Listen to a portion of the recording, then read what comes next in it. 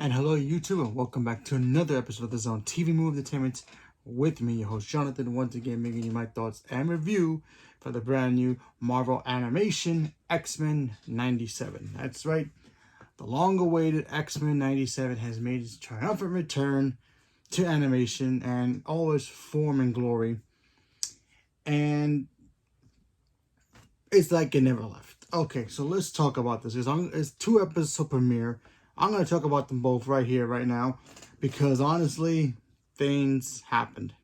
Okay, so if you guys even remember the original animated X-Men show, you can also watch on Disney+. We all know at the end of that show, Charles Xavier was pretty much dying in a way. He gets taken up by his friends from space. They take him away to try to help him with his medical problems, to see if maybe they can save his life or let him pass in peace. X-Men are devastated. They don't know what to do. They turn to Cyclops and Jean to pretty much put the team together and be the leaders of X-Men again. Like we all wanted, because Cyclops was, the original. So, fast forward a little bit later. The X-Men are still doing their thing. You have Cyclops now leading the team. We have a pregnant Jean Grey. I'll get to that in a minute, to why that's pretty significant. And the team is starting to I guess adjust without Charles Xavier. He was pretty much the glue that hold everybody together. They always used him for his guidance, his wisdom. And humanity at this point right now is at the point where some people trust the X-Men, but others out there are still afraid of mutants and mutant kind, and they hate the mutants, Magneto, and all the others, the Warlocks, whatever. So you got these anti-mutant haters. They are kidnapping mutants for ransom and prizes, because apparently the more mutants they capture, the more money they get in their pocket. So they capture this one mutant who's kind of rich. His family's kind of rich, and they take him to a warehouse, and they all have weapons of, basically mass destruction. That was, parts of the Sentinel program. Now, the Sentinel program was the big Sentinels that will guard, the streets of New York or all over the planet as well, to capture mutants and put them in, wherever, camps or whatever, so they can get rid of them. That's how humanity worked back then. So it was kind of scary. Obviously, X-Men show up. They save the kid. Now they're trying to figure out, okay, who's authorizing this whole, bringing reunion with the Sentinel program? Because the last time they had to deal with the Sentinels, Bolivar Trask was involved, and Geiger was also involved. Geiger was this rich billionaire guy who pretty much helped Trask build the Sentinel program, and Master Mode was like the main big leader of all the Sentinel program. He kind of went crazy, and he thought all humanity should be destroyed, including humans, regular humans, and not just mutants. So, they destroyed the factory back in the day, and now somebody's reprogrammed them to do it again. So, Master Mode is back in town. They need to figure out who programmed him. Where is, Bolivar Trask? Because he was supposedly went missing after the first event that they got rid of Master Mode, and they went from there. They found them. They found the Sentinels. They destroyed them and ended the program. Trask went to prison because apparently the UN now is now the new government people. So, okay, they got their own soldiers and, stuff like that to handle certain terrorism of either mutants or humans who act in terrorism against mutants. So they locked them up. They took them away, locked them up, and everything was peachy again. We also got to see a pretty cool ending when they get a security breach, the X-Men. They go back to the mansion. They find out that Magneto is now in charge. Apparently, Charles Xavier left the X-Men in charge and, left them the mansion, his money, his X-Men for him to lead. And it ends there. So, very cool first start of the episode. I really enjoyed it. My one issue about this episode is they, throughout the episode, they kind of mentioned that Charles Xavier was assassinated. Now, I know from the original, he was lying in bed in the X-Mansion, and they had to call his friend from space. I forgot her name, Alundra, I believe her name is. She shows up, takes him into her ship, and they just jet off somewhere in space to have Charles either get help that he needs or pass away peacefully. Either case, he really wasn't assassinated. They did try to assassinate him in one of the episodes, and then, he disappeared for a little bit, and Morph had to take over and, pretend to be him, so that way mutants don't go crazy and go attacking innocent people. So I thought that was pretty odd that they made that choice, that they decided to just like, oh yeah, he got assassinated, when they clearly had the first trailer saying that, oh yeah, he was in his deathbed. They take him to space, and then, the X-Men's got to move on from there and how they were going to deal with that. But what can you do? Now, let's get to the good stuff. So now Magneto in episode 2 is in charge. Obviously, everybody's confused, wondering, like, wait, what? How is this possible? So episode 2 basically leads into Magneto trying to make peace. He's trying to make peace. He wants to respect Charles' wishes and lead the X-Men. Obviously, Scott doesn't believe that, doesn't want to trust him. So what can you do? Him and Jean, they decide they want to leave because, she's pregnant. She wants to have a normal life and try to, raise their baby normally. But Cyclops, in the back of his mind, he's like, I can't just leave. Can't leave these guys behind, especially with Magneto here. And it's just very confusing. We also get to the point where the UN decides, okay, Magneto, for some weird reason, started to do some good. Why is he doing good? No idea. He shows his head. Apparently, there was a Ferris wheel that was falling apart. He saves a bunch of people. The UN gets curious about it, and then they go to try to arrest him so they could put him on trial. Obviously, they go to the UN. The trial happens.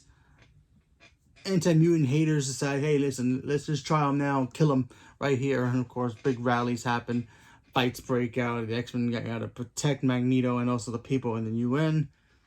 Things happen, and then there's one guy shows up with a weapon that can take out a mutant's powers permanently, and was gonna aim his gun at Magneto. Storm saves him, gets hit with the blast, and then she loses her powers, which is like the most devastating thing I've ever seen. It's kind of interesting, the fact that they do it to poor Storm. I love Storm. I think she's, obviously the goddess of Marvel. She's amazing. So it was like, no. So that hurt me a little bit. I was like, come on, not Storm. While that's going on, they having the fight. Jean, poor Jean, is stuck in the mansion. She's about to literally go in labor, and poor Wolverine has got to take her to the hospital. And of course, they live in a world where some people don't like the mutants, and they go to a hospital where there's an arrogant doctor who's like, yeah, I ain't helping you people. You people are mutants and evil and blah, blah, blah, blah. And they don't want to help with the birth.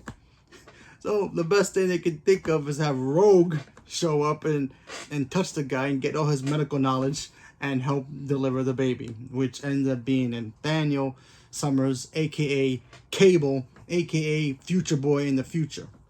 So I thought that was very funny and cool at the same time. Also a little tragic, the fact that we lost Storm, because now Storm feels like she has no place in the X-Men no more. Because she was literally just telling, hey, Jean, if you want to be a mom and raise your kid being normal, because Jean was having the same kind of issue. She doesn't fit in there anymore now that she's a mom. She wanted to leave, and Storm was convincing her, you always have a place here.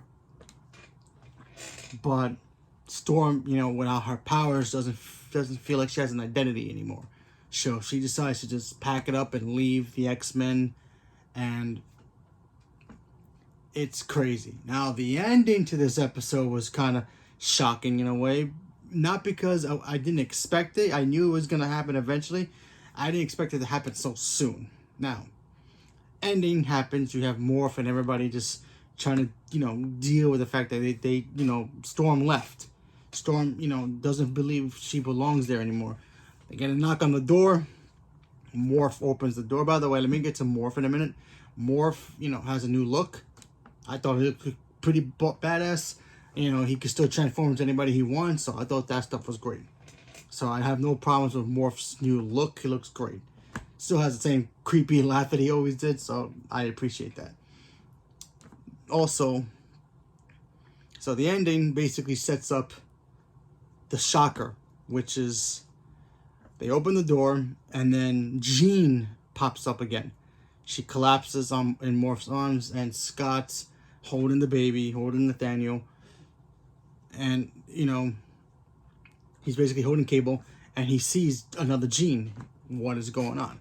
Now, for those who don't really know the comics or the original cartoon, when Jean Grey was Dark Phoenix and all that stuff, you know, Mr. Sinister was very obsessed with Jean Grey. And Mr. Sinister is a scientist who liked to take mutant DNA and kind of morph it in his own, you know, twisted mind. He was very obsessed with Jean, especially because she had powers and all that stuff. But he was very obsessed with her mostly. So in the comics, he literally clones her. She escapes with the team, and she gives birth to Cable in the future, obviously. And then, you know, it goes from there. So basically, Scott married the wrong Jean. And yeah, so now the real Jean is back. Like I said, I'm very shocked that they revealed that ending so quickly. I thought they would have just like maybe stressed that out a little bit, especially for the fans who don't really know too much about the comic version of it. So I'm very surprised about that. But overall, I thought this episode was great. I thought the first 2 episodes were amazing. The animation was beautiful. The theme song was, you know, changed a little bit of melodies here and there, but still felt like it felt like they paused the original cartoon, waited for us kids who watched it as a kids, grew up to watch it again, and then press play again, and it felt like it hadn't left. That stuff was great. There were some moments in here where we got to see Magneto. It looks like he had a relationship with Rogue. I thought that was interesting. So that was pretty cool to see like what's going on there. Obviously, you know, Rogue is the stepdaughter of Mystique, and Mystique is the mother of, you know, Nightcrawler, but we haven't got to him yet. Jubilee was great. Seeing Gambit and Wolverine work together was awesome. Seeing, you know, Scott and, you know, trying to be the leader that he knows he can be and knows the professor wants him to be. Him, you know, trying to hold his anger towards Magneto and trying to trust him but not really trust him. So I thought that stuff was great. Yeah, like I said, it felt like it never left our TV screens at all, and it just beat by beat just did a phenomenal job with the first 2 episodes. Now the rest of the show could be just as like, okay, it could be fun, but man, it started off strong. I do wonder why they decided to change the way Professor X left the show, even though technically I don't think he's dead. I think he's still in space, but they decided to say that he was assassinated. But okay, maybe they set that up to be so that the X-Men made that up to let the people know that, so that way people can get angry, and maybe they framed the guy who supposedly killed him. But Cyclops felt anger to talk to the guy who supposedly killed Charles to get information about the Sentinel program coming back to life. So I don't know what that was about. But anyway, overall, I thought it was very good. I'm very excited, and I'm very happy that it's back. And now hopefully we get to see more and more and more episodes, because honestly, it was just great. Even the entrance to the X-Men theme was great. Putting Magneto into it, putting Morph in it now, finally. And of course, Bishop, because Bishop is now there. He's from the future as well. He time traveled back in time a couple of times to help the X-Men. So that was kind of cool. And just the theme song was just great. Like I said, they kind of made it a little bit more simpler, I guess. But it still feels the same X-Men X-Men theme song. It was just perfect. And I enjoyed every moment of it. So, leave me a comment below. Let me know what you guys thought about the first 2 episodes of X-Men 97. Are you guys going to continue watching it? Not watching it? Did you guys ever watch the original? Are you watching it now so you can actually understand what the new one is? Leave me a comment below. Let me know. Stay tuned for more. Thank you very much. And have a good day.